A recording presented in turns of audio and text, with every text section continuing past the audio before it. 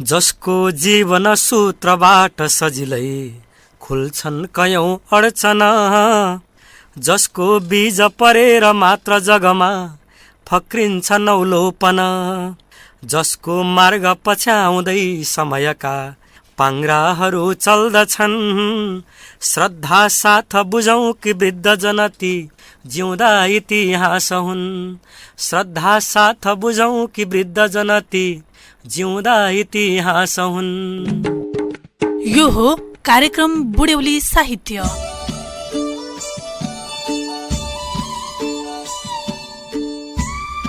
आदरणीय श्रोताबिन नमस्कार, म सुभाष खनाल। बुढ्यौली साहित्य कार्यक्रमको 42औं श्रृङ्खलामा यहाँहरूलाई हार्दिक स्वागत छ। बुढ्यौली साहित्य कार्यक्रम बुढ्यौली साहित्य समाज मकवानपुर र रेडियो थाहा सञ्चारको संयुक्त प्रयासमा हरेक 15 दिनमा आइतबार बेलुकी 8:45 बजे रेडियो थाहा सञ्चार 79.6 मेगाहर्ज हेटौँडा र 79.4 मेगाहर्ज काठमाडौँबाट एकसाथ प्रसारण हुने गर्दछ। यस कार्यक्रममा हामी बुढ्यौली साहित्य विशेष वार्ता, रचना वाचन र बुढ्यौली साहित्य समाजले गरिरहेका कार्यक्रमहरूको जानकारी प्रस्तुत गर्ने गर्दछौँ। आजको यो श्रृङ्खलामा प्रस्तुत गर्दैछौँ प्राध्यापक डाक्टर शास्त्रदत्त पन्तसँग भएको वार्ता। त्यसै गरी कविराज घिमिरेले वृद्धावस्था केन्द्रित विषयमा लेखिरहनु भएको खण्डकाव्यको 8 श्लोक कविता वाचन।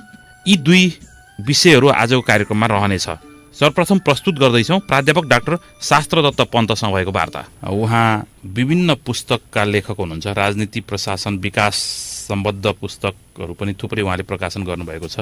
राष्ट्रियता र राजनीतिसँग सम्बन्धित विषयवस्तुमा पनि उहाँको पुस्तकहरू प्रकाशित छन्। योजना र विकासका विषयमा, मानवशास्त्रको विषयमा, साहित्य सङ्गीतको विषयमा पनि उहाँका पुस्तकहरू प्रशस्त प्रकाशित छन्। त्यस्तै धर्म, संस्कार, संस्कृति विषयमा पनि छ उहाँको पुस्तकहरू। करिब 100 भन्दा बढी पुस्तकहरू उहाँको प्रकाशित भइसकेको छ। उहाँसँग आज हामी कुराकानी गर्छौँ। उहाँको वृद्ध केन्द्रित विषयवस्तुमा पनि एउटा वार्धक्य जीवनबोध नामक पुस्तक प्रकाशित छ।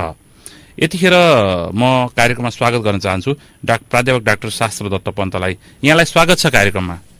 धन्यवाद। हाम्रो कार्यक्रम बुढ्यौली साहित्य, यस हिसाबले वृद्ध केन्द्रित विषयमै हामी छलफल गरौँ।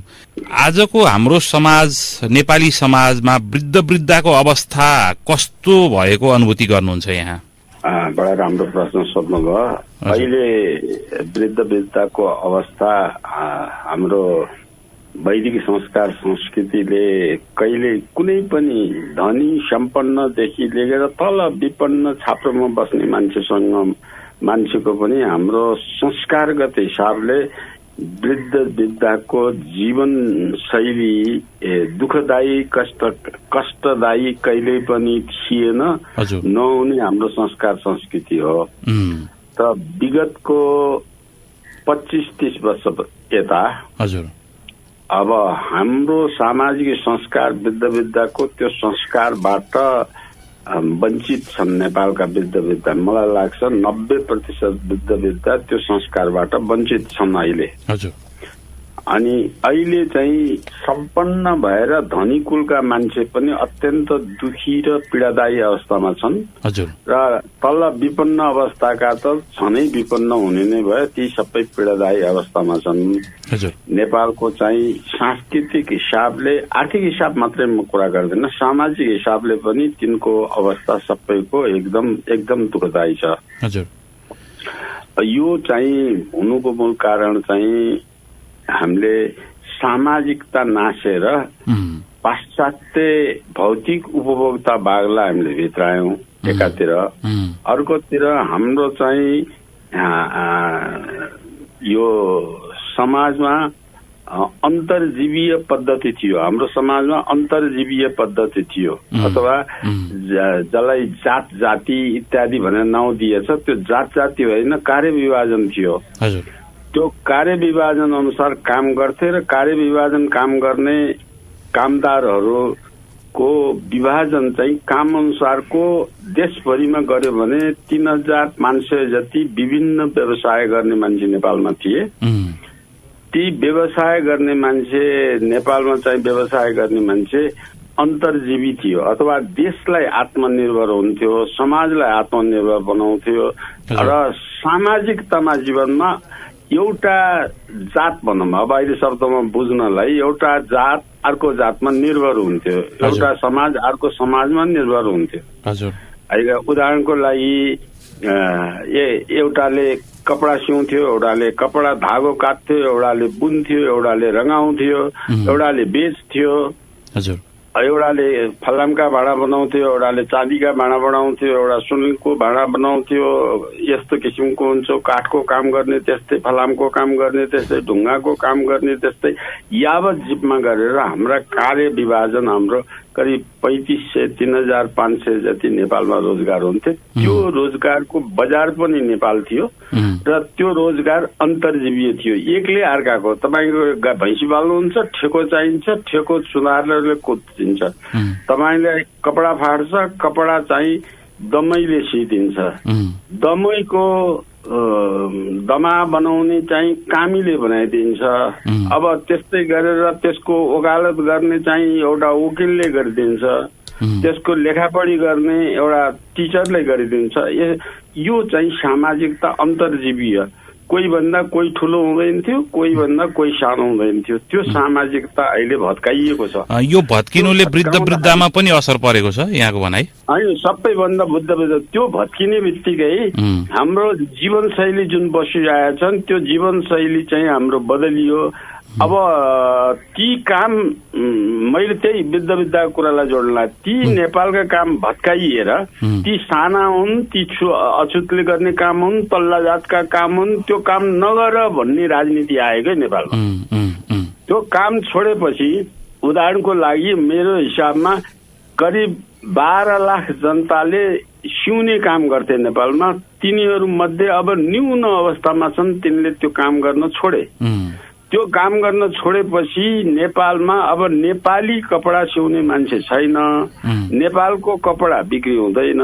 त्यो सट्टा चीनको बजार आयो, इन्डियाको बजार आयो, रेडिमेड कपडा आए। अब त्यो रेडिमेड आउने बित्तिकै चीनको लगाउने संस्कृति चीनको आयो, इन्डियाको आयो, अमेरिकाको आयो, युरोपको आयो। नेपाली सकियो, नेपालले निर्यात गर्न सक्यो, त्यो सबै सकियो। सकिएपछि के भयो त त्यो ती कामदारले घर छोडेर त्यो रोजीरोटीको सट्टा अर्को जीवनयापन गर्नलाई अब विदेशमा मान्छे म्यान पावर सप्लाई गर्ने अथवा अर्को चाहिँ दास प्रथा भनौँ, यसलाई दासै प्रथा भनौँ, अर्को दास प्रथाको सुरुवात भयो र युरोपमा आर्थिक क्रान्ति गर्नलाई अफ्रिकाबाट उपनिवेशिक देशबाट त्यहाँका मानिसलाई चाहिँ पानी जहाजमा जबरजस्ती ल्याएर अनि बन्दी बनाएर कलकारखाना चलाए जस्तो अहिले चाहिँ वैध भनेर पनि म्यान पावरहरूले अलमोस्ट त्यही काम झुक्क्याएर छलेर नचाहिने काम त्यस्तो किसिमको गरेर युवा जति बाहिर रोजगारका जति जाने भइसकेपछि देशभरि खेत बाँझै छन्। हाम्रो मुख्य आधार कृषि हो। हरेक घरको थोर धेर जग्गा हुन्थ्यो, त्यो जग्गाले आफ्नो वर्ष दिन खान पुग्ने व्यवस्था गर्थ्यो, नपुग्नेलाई आठ ऐँचो पैँचो साटासाट यस्तो गरेर चाहिँ काम गर्थे। अर्को हाम्रो विशेषता नेपालमा चाहिँ आफ्नो बारीमा अर्ग्यानिक खेती गरेर आफ्नै गाई पालेको दुध खाएर त्यही गाईको मल हालेर खेती गरेर चाहिँ स्वस्थ रहने, एउटा सागपात तरकारी फ्रेस खाने थियो। त्यो खाने गर्ने मान्छे नभएपछि घरमा पकाएर खाने, कैयौँ घरमा पकाएर खान सक्नेले पकाएर खाएछन्, तर पकाएर खान सक्ने अवस्थामा पनि एकदम गाह्रो छ बुढाबुढीलाई। अनि अब यो मूल हाम्रो जुन संस्कृति अथवा हाम्रो जुन खालको चलिराखेको रीतिथिति जुन तरिकाले कार्यको विभाजन थियो यो सब भत्किनाले विदेशिनु पर्ने, कार्यको लागि विदेशिनु पर्ने र त्यसो हुँदै गर्दाखेरि एउटा युवा पुस्ता अथवा एउटा गर्न सक्ने पुस्ता विदेशिँदाखेरि रहेका पुस्ताहरू चाहिँ वृद्ध वृद्ध रहने र उनीहरू चाहिँ अलिकति हेरचाहविहीन भएको भन्ने यहाँको तर्क हो। हेरचाहविहीन भएका छन्, माया गर्ने पनि अहिले बाबुआमालाई माया गर्ने मान्छे पनि छन्, तर ती विदेशमा छन् त के गर्ने। माया गर्नेले ल्याएर वृद्धाश्रम भनेको हाम्रो पूर्वीय सभ्यता होइन। पूर्वीय सभ्यता वृद्धाश्रम हुँदैन। वृद्धाश्रम बने नेपालमा पाश्चात्य सभ्यताको। ती वृद्धाश्रममा चाहिँ ती विदेशमा बसेकाले महिने पछि पैसा बसारेर वृद्धाश्रममा बाबुआमालाई राखेका छन्। माया गर्नेले, माया नगर्नेले त्यसै छोडिदिएका छन्। तिनीहरू त्यसै दुःख पाएर बसेका छन्। त्यो अवस्था को धेरै ठुलो संख्यामा अहिले चाहिँ त्यो सांस्कृतिक अवरोधले हाम्रो चाहिँ राजनीतिक परिवर्तन खोज्नेहरूले सांस्कृतिक अवरोध गरिदिए र हाम्रो समाजमा यो बिग्रेको हुनाले वृद्धहरूको अवस्था नाजायज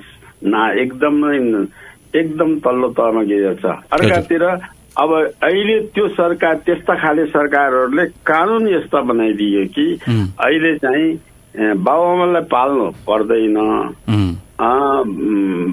पुर्खौली सम्पत्ति बाउको आफ्नो कमाईको सरकारी जति छोराछोरी छन् नालिस दिएर उनले सँगै राख्न सँगै बस्न चाहन्न नयाँ पिढी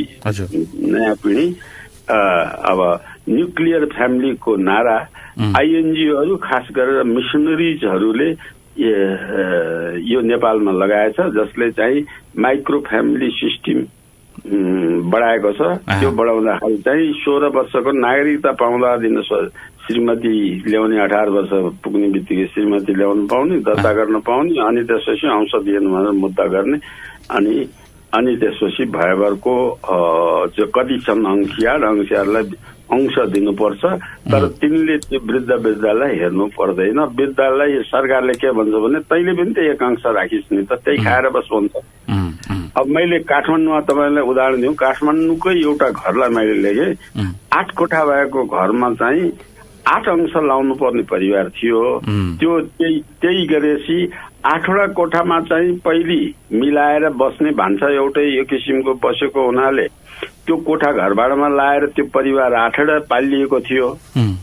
पछि अंशबण्ड लगाउँदाखेरि चाहिँ एक कोठा पर्यो सबैलाई। एक कोठामा चाहिँ वृद्ध आफै एक कोठामा बसेर एउटा कुनामा पकाएर खाने अवस्था भयो। तर भाडा लगाउने, भाडाबाट भाडा नआउने भएपछि त सबैले कोठा, वृद्धले खाने चाउल किन्ने पनि अवस्था नभएर त्यही एउटै घरमा सँगै बसेर पनि खान नपाएर माग्नुपर्ने अवस्थामा गएको मैले देखेको छु।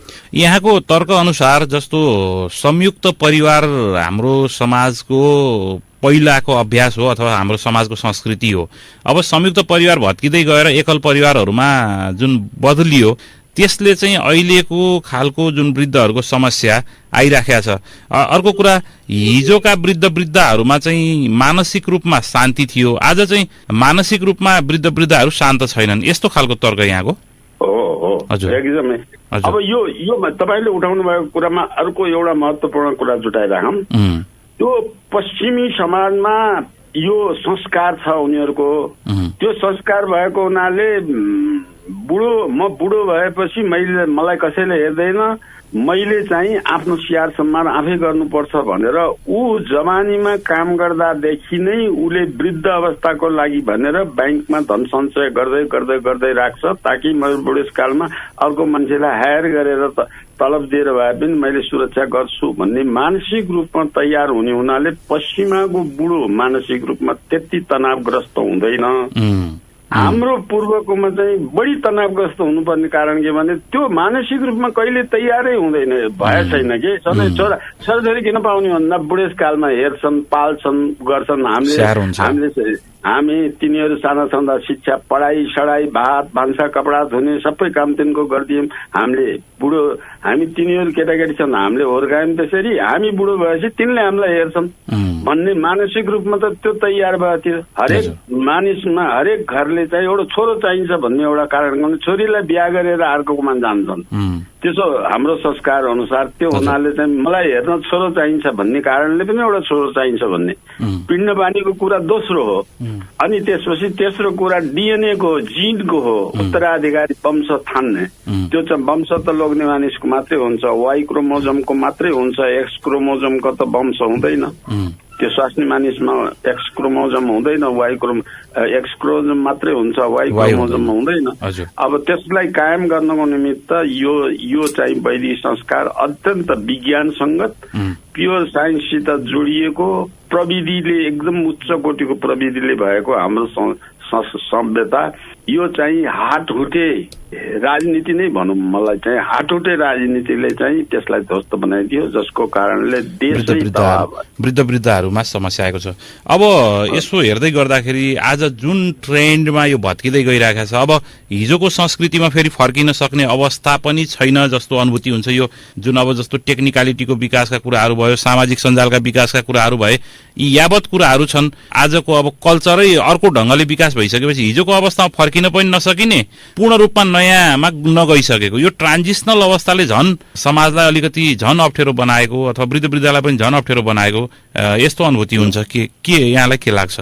होइन, यो कुरालाई चाहिँ हामीले अहिले सत्तासीन दलहरूसँग यी कुराहरू हामीले दलहरूलाई चाहिँ राजनीतिले खत्तम गर्यो भनेर कुरा राख्दाखेरि एउटा ऐन संशोधन गरेर के बनायो भनेदेखि अंश लिएर छुट्टै बसेर आफ्नो कमाई गरेर आफ्नै कमाईमा बसेको भए पनि करिब 60 वर्ष काटिसकेको बाउआमालाई चाहिँ पालेन छोरछोरीले भन्यो भनेदेखि त्यसले पाल्नुपर्ने बाध्यता बनाउने एउटा ऐनसम्म संशोधन गरेर राखिदिया छ अहिले।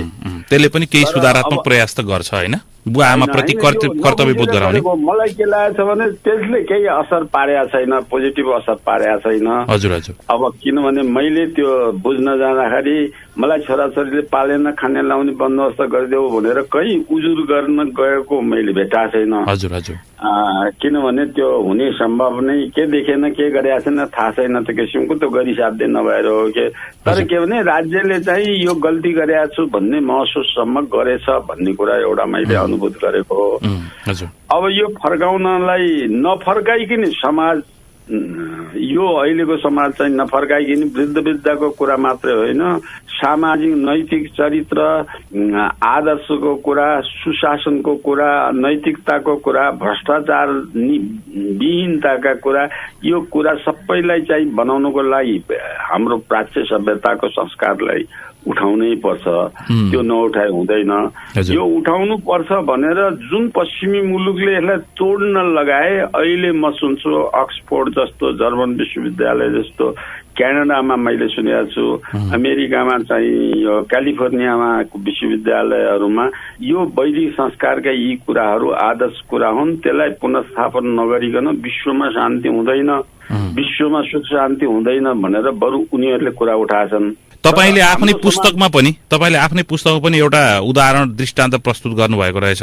एउटा विदेशी महिला नेपालीसँग बिहे गरेर आइसकेपछि उनले चाहिँ यहाँको त्यो संयुक्त परिवार मन परेर त्यहाँ यहाँका बुवा आमालाई उता लगेर यो खालको अभ्यासहरू देखाएको खालका कुराहरू उल्लेख गर्नुभएको रहेछ होइन। भनेपछि उताको अथवा उताको पनि भनौँ न पश्चिमाहरूको पनि नेपाली समाजको जुन परिवारको व्यवस्थापन अथवा परिवारको संरचनाप्रतिको आकर्षण चाहिँ छ भन्ने हो होइन?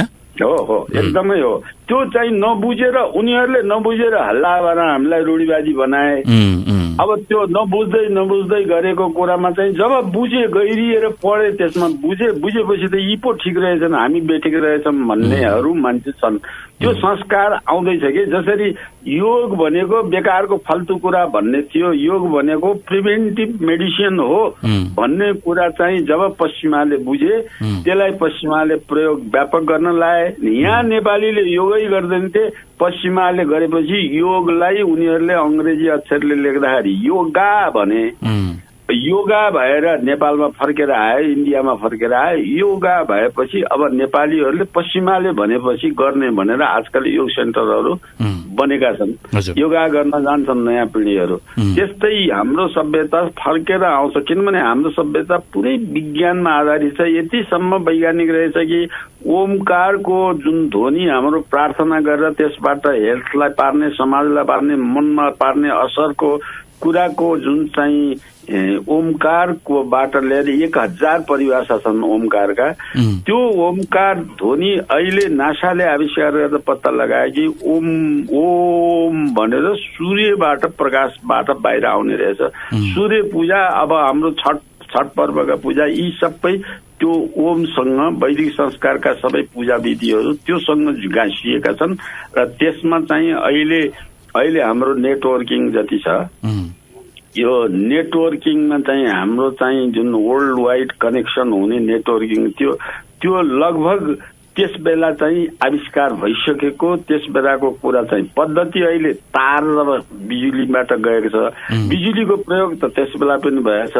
त्यसबाट चाहिँ शारीरिक करेन्ट हरेक मान्छेको बेला बेग्लै करेन्ट मार्फत सञ्चालन भएको भन्ने कुरा त्यो हाम्रो चाहिँ यो चाहिँ जसको कर्मको फल अभिलेख जहाँ राखिन्थ्यो तिनताका, त्यो अभिलेख राख्ने सिद्धान्तले कर्मैसँग काम गरेको अटोमेटिक, जसरी अहिले चाहिँ हामीले खातामा चाहिँ हामीले मोबाइलबाट पैसा जम्मा गर्दा अटोमेटिक थपिन्छ, त्यस्तो किसिमको पद्धति आविष्कार गरिएको त्यस बेला कि तपाईँको सबै कर्मको काम, कर्म गरेको राम्रो काम र नराम्रो काम चाहिँ त्यो अटोमेटिक खातामा जम्मा हुने व्यवस्था समेत तिनताका टेक्नोलोजीले गरेको पाइन्छ। अब खालि यहाँ प्रश्न के आउँछ भने यो पछिल्लो साइन्सको, अहिलेको साइन्स टेक्नोलोजीको पछिल्लो सभ्यतामा हामीले भएको हुनाले यही नै अन्तिम हो भन्ने हाम्रो सोच्यौं। तर यो पृथ्वीको प्रलय महाप्रलय हुने क्रममा चाहिँ यस्ता विकासहरू पटक पटक ठाउँ ठाउँमा हरेक युगमा अब हाम्रा यो जति युगहरू छन् अहिले हामीले मन्वन्तरहरू महर्षिहरूले बनाएका, अहिले हामी कति मन्वन्तरमा हिँडिरहेछौँ, कति युगमा कुन ठाउँमा हिँडिरहेछौँ, त्यो हरेक परिवर्तन हुने बेलासम्म सम्भवतः महाभूकम्प आए जस्तो, महाप्रलय भए जस्तो, अहिले वर्ल्डमा महाप्रलय हुने अहिले पनि बेला आइरहेको छ, टेम्परेचर बढिरहेको छ, आकाशको वातावरण बिग्रिरहेको छ, त्यो महाप्रलय आउने, महारोगहरू आउँछन्, यस्ता महान छालहरू, समुद्री छालहरू आउँछन्।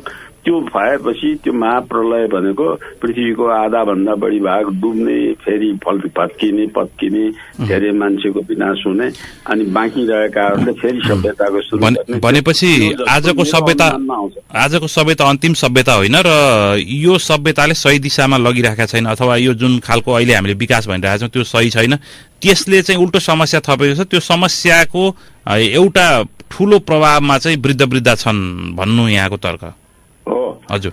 अनि अर्को कुरा, सबै कारण वृद्धको योगदान देशमा, समाजमा, परिवारमा वृद्धको ठुलो योगदान हुँदो रहेछ।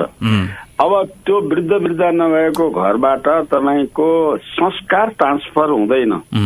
शुद्ध बोल्ने, आचरण गर्ने, फुपूलाई के गर्ने, मामालाई के गर्ने, जेठो बाबुलाई कसरी गर्ने, ढोक कसरी गर्ने, कसरी मिल्ने, लेनदेन कसरी गर्ने, आसन कसरी छोड्ने, आएका मान्छेलाई स्वागत सरकार कसरी गर्ने, अतिथिहरूलाई कसरी गराउने, खाने बस्ने, यो संस्कारगत कुरा हाम्रो चाहिँ पूजा धर्म रीतिथितिको कुरा के हो, हाम्रो पनि शिक्षा भन्छौँ हामीले, त्यो सबै वृद्ध आमा बाउ दुवैले गर्छ। त्यो चाहिँ ट्रान्सफर त्यस बेला सही रूपमा ट्रान्सफर त्यस बेला मात्रै हुन्छ समाजमा, घरमा भनौँ न, जुन बेलामा चाहिँ एउटै घरमा बाजे बजै, बाउ आमा, नाति नातिना बस, 3 पुस्ता त मिनिमम बस्छन्। अब धेरै आयु भएको छ भने 4 पुस्ता 5 पुस्तासम्म एउटा घरमा बसेका हुन्छन्। अब अर्को चाहिँ यो सहकारी रूप त कार्यविभाजन, त्यो नेतृत्व, प्रशासनिक नेतृत्व ज्येष्ठ घरको जेठोले गर्नुपर्छ भन्ने संस्कार हाम्रो हो।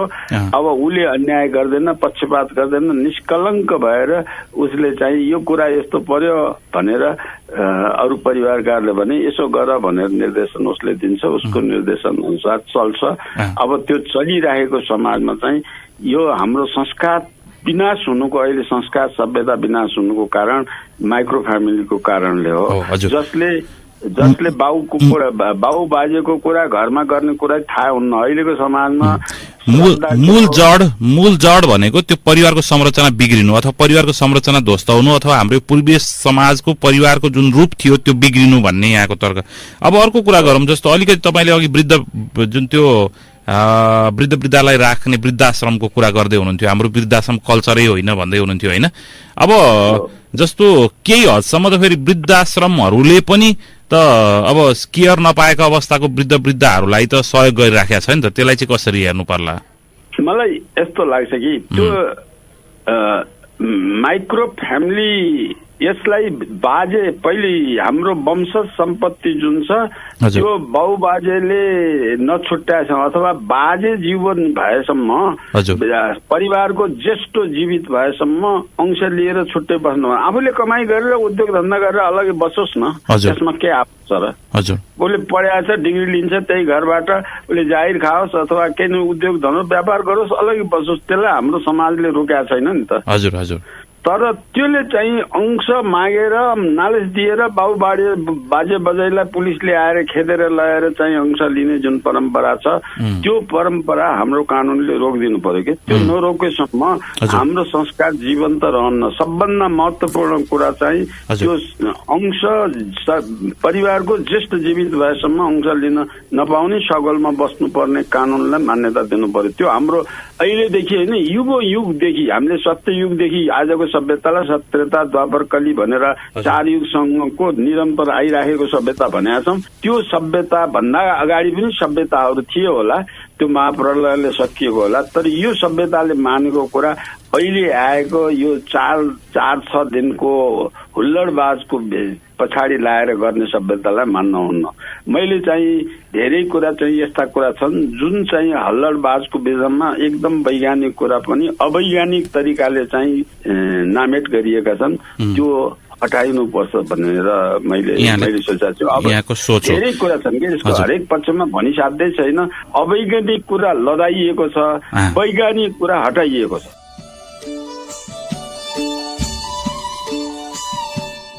धन्यवाद उहाँलाई। अब प्रस्तुत गर्दैछौँ साहित्यकार कविराज घिमिरेले वृद्धावस्था केन्द्रित विषयमा लेखिरहनु भएको खण्ड काव्यको 8 श्लोक कविता वाचन पुरुषोत्तम आचार्यको आवाजमा। पीडा बोध भएछ 4 जनमा एक्ल्याउँदा ती बुढी, कच्चा छन् सबै सुझाव नहुने पर्दा भए फिटफिटी, अन्धाधुन्द बनेर बस्न नसकी सल्लाह गर्दा भए, माफी माग्न भनेर जान सबती एकत्र जम्मा भए, हेला गर्नु हुँदैन वृद्धजनको ती हुन् ठुला सागर, पानी घाम बतास शीतलहरी थेग्ने अरूको छ र, आपतमा हुन सक्छ ओ त सबका यी हुन् बडा हाकिम, सिक्ने होइनबाट बुद्धि ममता माधुर्य सच्चिन्तन, झुक्नै पर्दछ पूज्य सम्झ जहिले जिउँदा यिनै देवता, बुझ्छन् मर्म स्वभाव हुन्छ यिनको कारुण्य सद्भावता, बस्छन् धैर्य गरेर चित्त फितलो देखिन्न हेर्दा अत, इच्छा पूर्ण गरेर राख सबले जानेर सम्मानित, बारी खेत पहाड उच्च चुचुरा मैदानका साथमा, बग्ने कलकलती हिमाल नदमा खोल्सा र दोभानमा, खोलाका तटमा चुरे विकटका पाखा र भन्ज्याङमा, गल्ली गाउँ बजार चोक सहरी उद्यान वा बागमा, गर्छन् कामसँगै अरू सरह नै उत्साह बोकिकन, थाकेको पनि भान हुन्न सजिलै खट्छन् लगाई मन, कस्तो जागर हो बुढे सबयमा सत्कर्ममा तल्लिन, तिग्रे मस्त जवानका सँगसँगै यी ज्येष्ठ छन् हरदम, ती मन्त्रालयका विशिष्ट पदमा जो योजनाकार छन्, वृद्धै मात्र म देख्छु अर्थपट्टिका विद्वानहरू दक्ष छन्, छानिन्छन् जब कूटनीति तहमा पाकाहरू अब्बल, आशा बढ्छ छिमेकी राष्ट्रपति लौ सम्बन्ध बढ्ला तब, देखिन्छन् अति स्वाभिमान जनै स्नेही र सद्भावका, पुग्छन् पुण्य कमाउने सतहमा गाम्भीर्य भई सर्वदा, विद्वान भइकन काव्यका रस झिकी बाँड्छन् अरू माझमा, हुन्छन् धन्य सुपात्र वृद्ध जनै सन्मार्गका फाँटमा, बाजे सद्गुणवान पवित्र मनका आचारमा जो बसे, तिनका पुत्र बने त्यसै तरहका सत्मार्गमा जो पसे, त्यस्तै नाति भयो कृपालु मनको पाई मिठो प्रेरणा, यो संस्कार चलोस् हरेक घरमा जागेर उत्प्रेरणा, यो संस्कार चलोस् हरेक घरमा जागेर उत्प्रेरणा।